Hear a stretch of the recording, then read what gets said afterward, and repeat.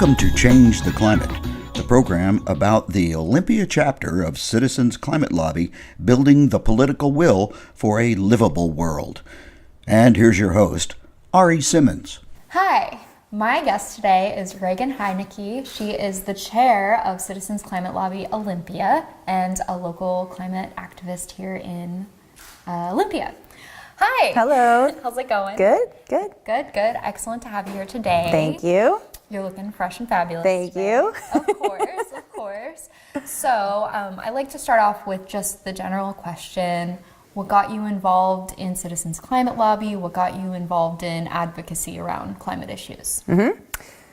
I guess backing up, my family, both sides, is just a long history of farmers. And so we had some land growing up, and we always just knew that your food comes from the land and that you should take care of it. My parents, I wouldn't say are activists at all, but we were held responsible for not littering and stuff like that. So I just was always interested. And then I went to college and I did my bachelor's in environmental biology.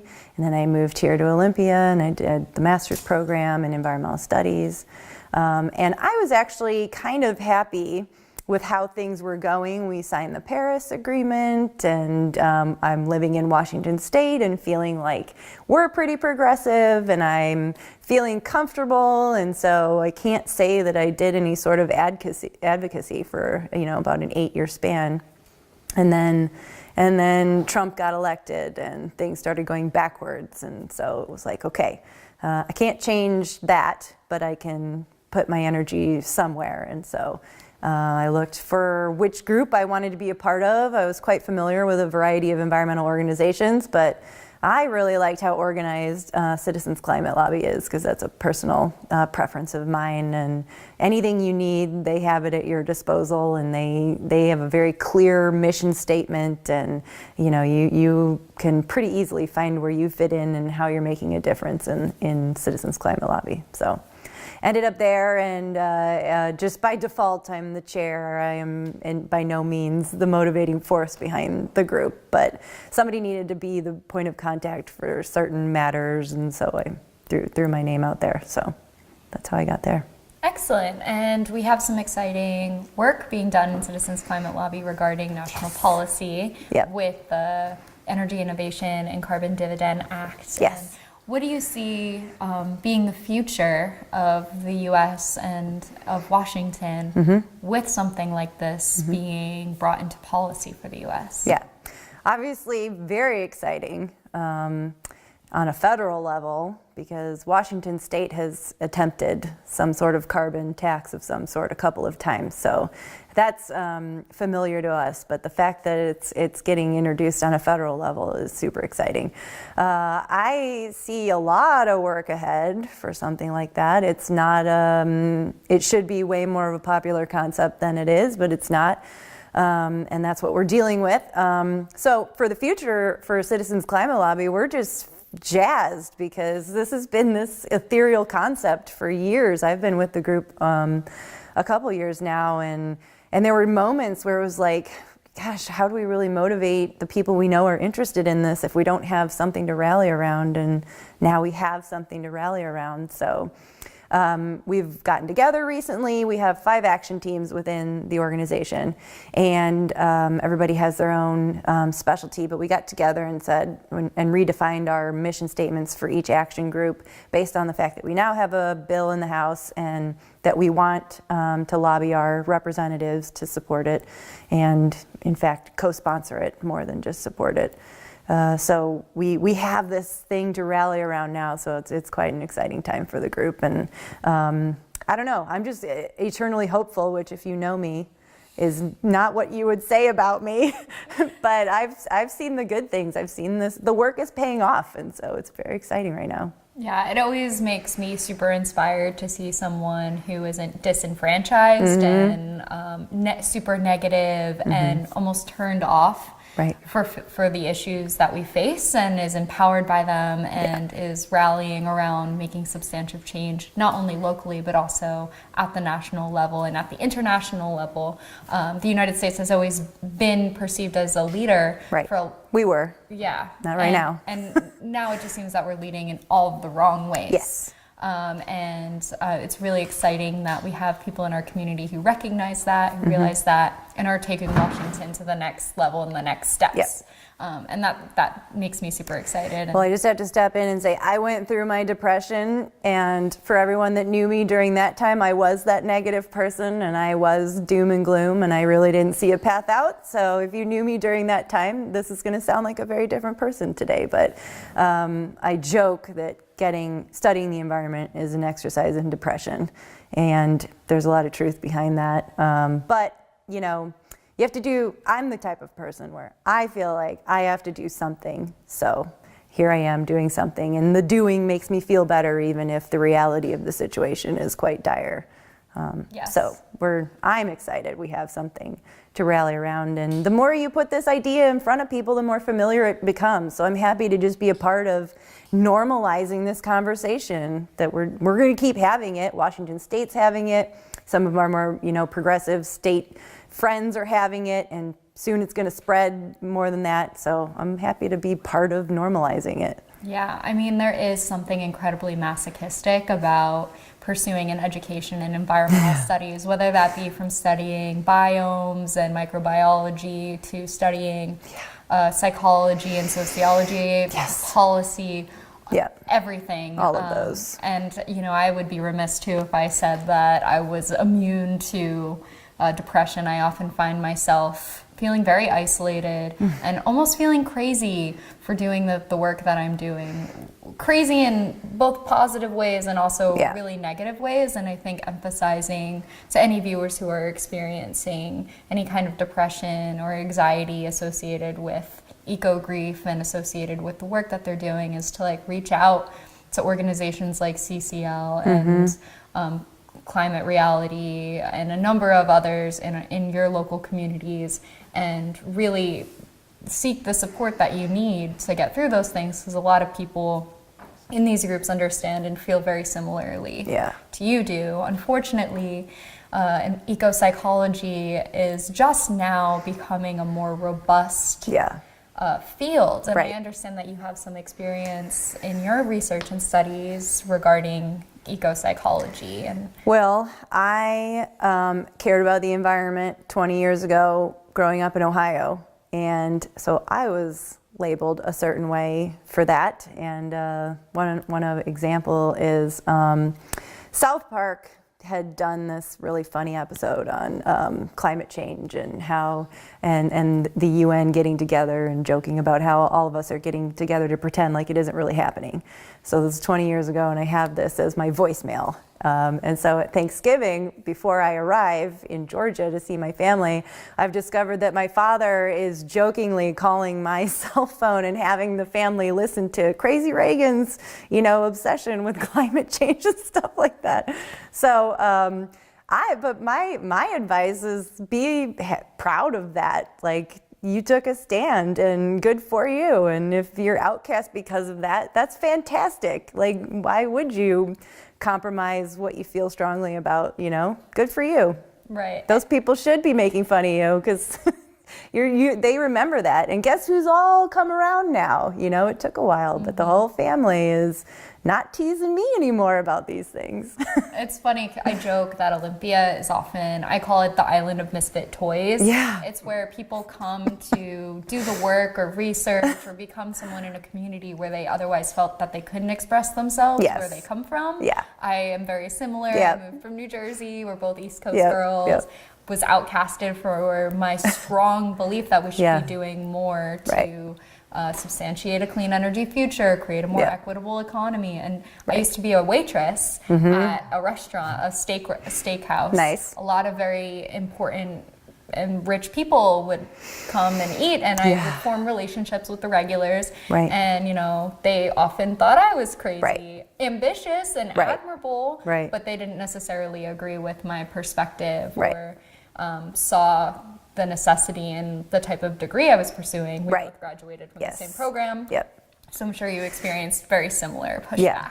Yeah, I went to a college in the woods Yeah. to study the environment. So yeah, but I will say I'm so glad to be aging. I'm so glad every year because I do such a better job now of meeting people where they're at, and you know, I feel like my 20s were spent alienating others that didn't agree, you know, and I'm so glad to now be, you know, more comfortable with leaving people where they're at and like circling back the wagon later and seeing, okay, where are you now? And, you know, it's so much easier to let go of the ones that are resisting and then gravitate over here to the ones that are, you know, showing interest. And Right, and there are certain ways to have a dialogue with someone that doesn't necessarily agree with your perspective Yes. or see the importance of the changes that we're trying to create. Yep. I think we live in a time where you're really isolated for your political identity. Yeah. Like if you believe in climate reform, you believe in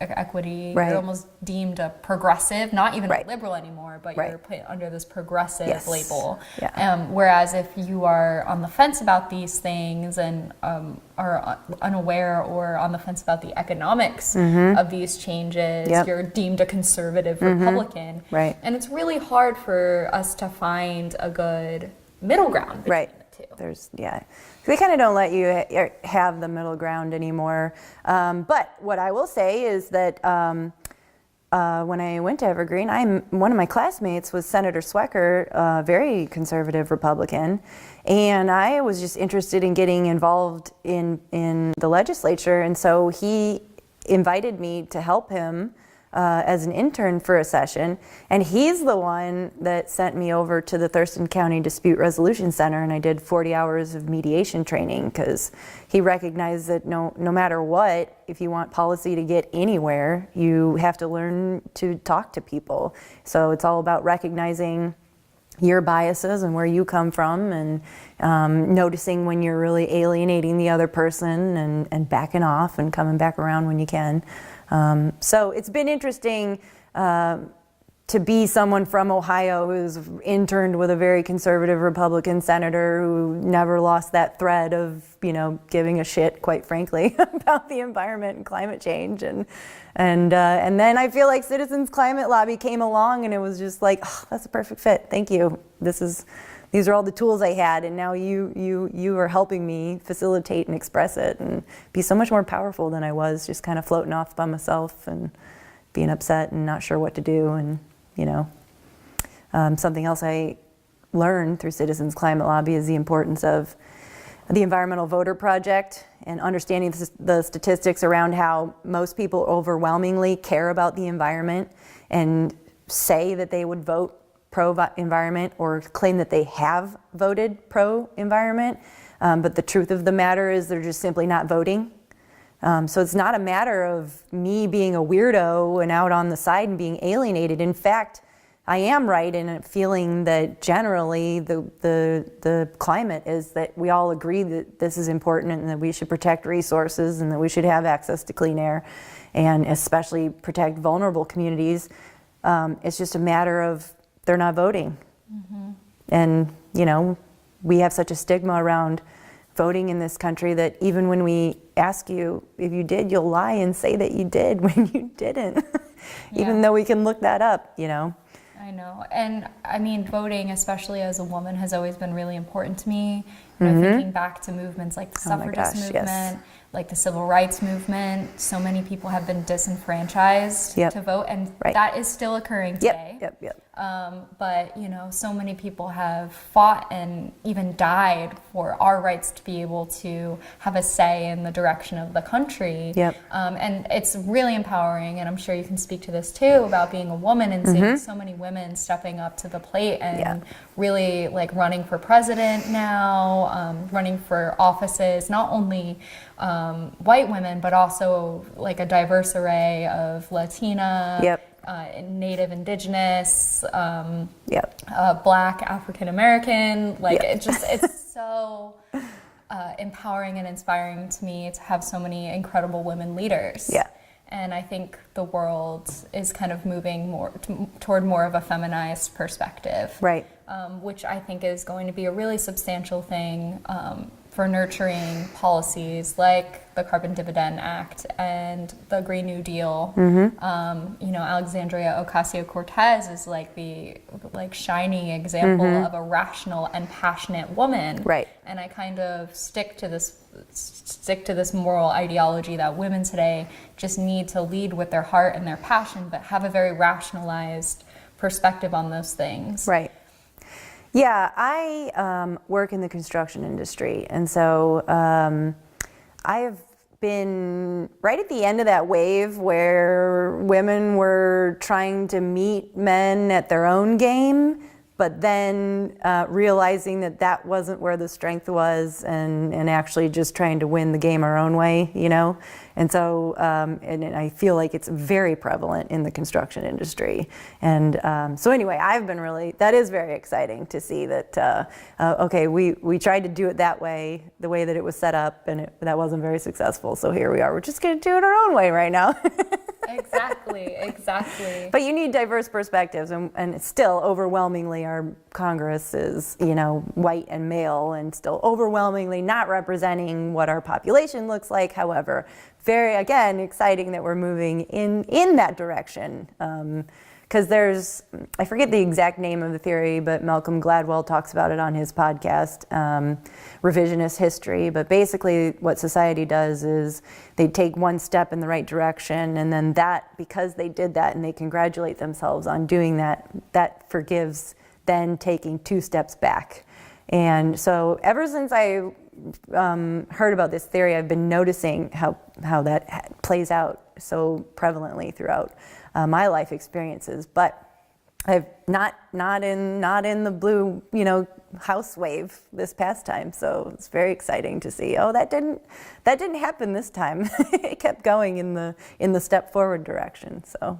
Right, and we're blessed to live in a community that really honors and respects women. We have Thurston County Democratic Women, we have Winning with Women, Washington Women for Climate Action Now, and a number of other organizations that really embrace women leadership as a means toward escalating environmental prosperity. And that's super exciting. And I think for students coming out of school and for young activists, that those platforms also give a lot of people the opportunity to have a voice and have a shared perspective on these issues, which is really great. So the South Sound Climate Action Convention is coming up. I know that I remember meeting you at the one last year.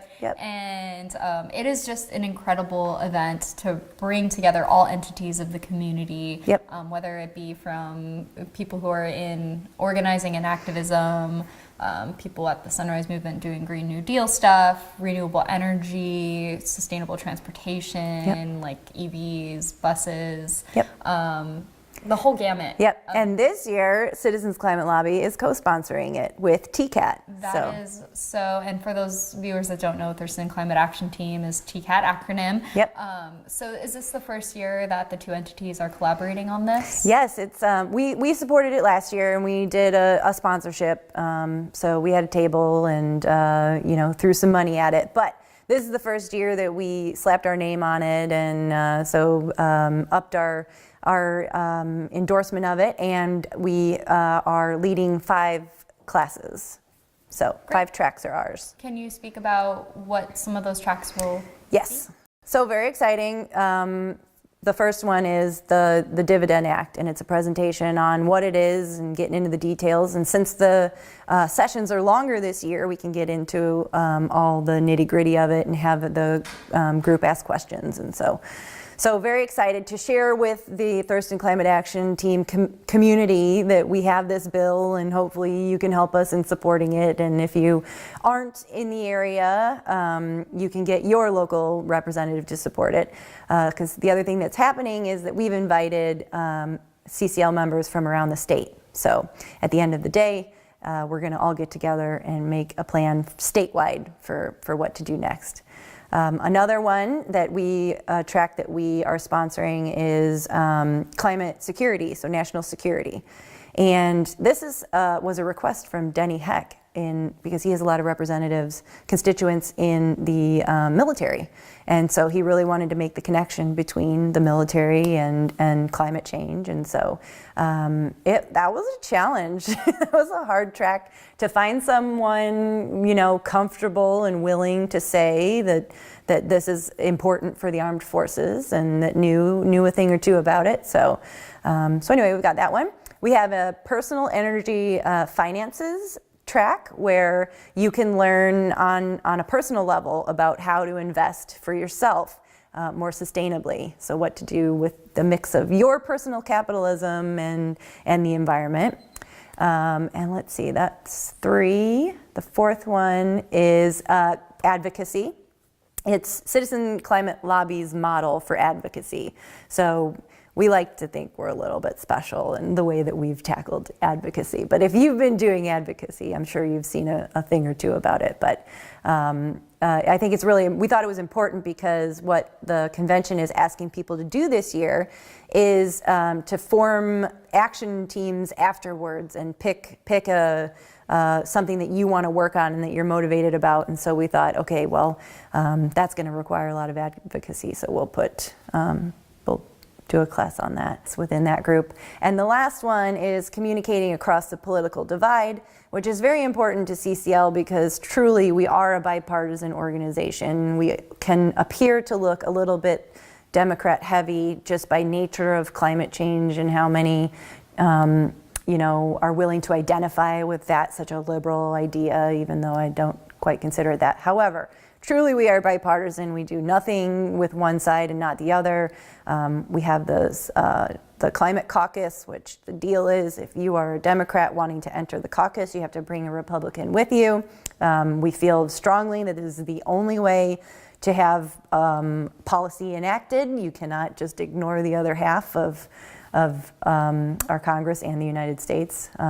So anyway, communicating across the political divide is going to be tailored, since we're in Olympia and we are aware of who is going to be attending the convention, to the attendees there and how to really talk in a very polite and respectful bipartisan way. Well, those all sound like excellent workshops, and there's going to be loads more of opportunities. It's a robust networking event. It's a full day of climate action, climate activism, and networking around engagement and empowerment around these issues. There are going to be workshops and sessions, again, with anything ranging from conservation to clean energy to advocacy and solar's in there. Yep. And then afterwards, CCL is getting together because we're expecting attendees from around the state. So our friends up in the Tacoma and Seattle chapters and our state coordinators coming from even further away. So we're really excited to get together with all of those guys and make a plan for the state specifically, especially now that Governor Inslee has a new, Green Deal for us specifically here in Washington State, and we know that Reuben Carlisle and his group in the Senate is trying to pass legislation again this year. And that is awesome. Registration is up. You can go to South Sound Climate Action Convention.org and sign up to attend this event. It is a $35 registration fee, but you can apply for student scholarships and low-income scholarships for folks who can't afford that. There are benefits for people who volunteer. I believe they slash the price to right in half. Less than half. And they're not asking you to volunteer a lot. No, it's only about an hour or two to volunteer. So, and we do need volunteers for food and for other things throughout the day. And that is April 13th at Olympia High School. The event goes from about 9 in the morning till about 5 or 6 in the evening. And there's lunch and a reception and plenty of opportunities to have all of your needs fulfilled throughout the day. And CCL Olympia, we're skipping our April meeting to support the convention. So we're all there. 100%. Well, Regan, it was so great connecting with you. Thank It's you. always a magical time whenever we are able to connect. I know we're good to both see you. super busy, but thank you so much for joining me on Change the Climate and just for all of the incredible work that you're doing around advocacy, around changing our political climate for a livable world. It is so meaningful to me, and I'm so happy and fortunate to be able to work with you to achieve those goals. Nice to see you. Yeah, girl.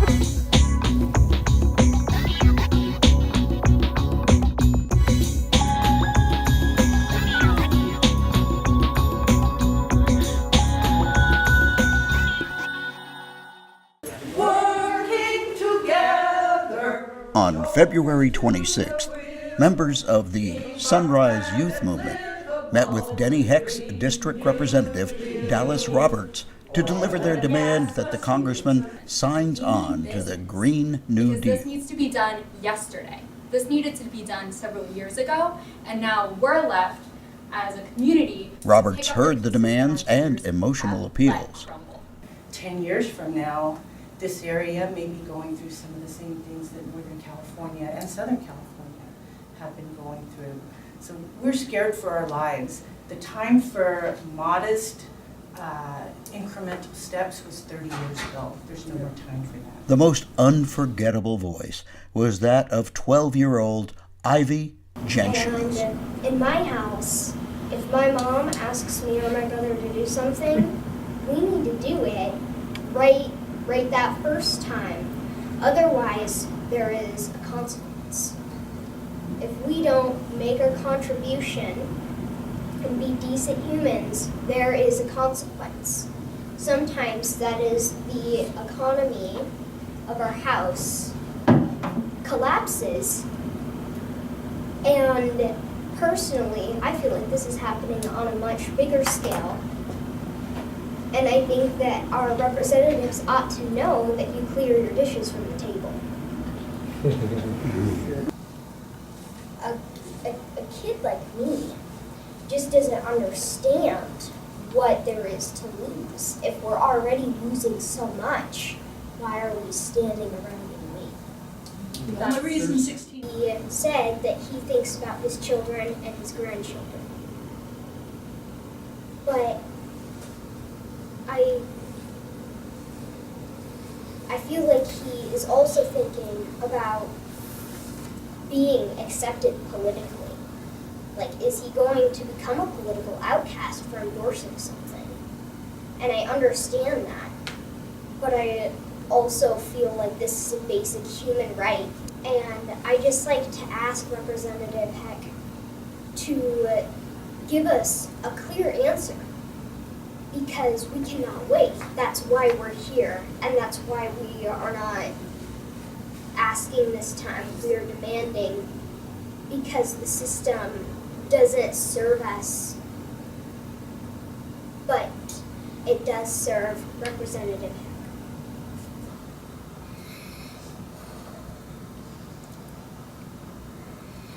But I don't know how we can continue without accepting the Green Deal. I don't want my children to have to deal with this. I don't want my grandchildren to have to deal with this. I understand that it is not entirely your responsibility, which is why we're all here. But we don't have a lot of time to consider things. As always, Congressman Heck's aide, Dallas Roberts, was left with the urgent call for help from the future, and possibly a tune stuck in his head. Keep our planet livable with a Green New Deal.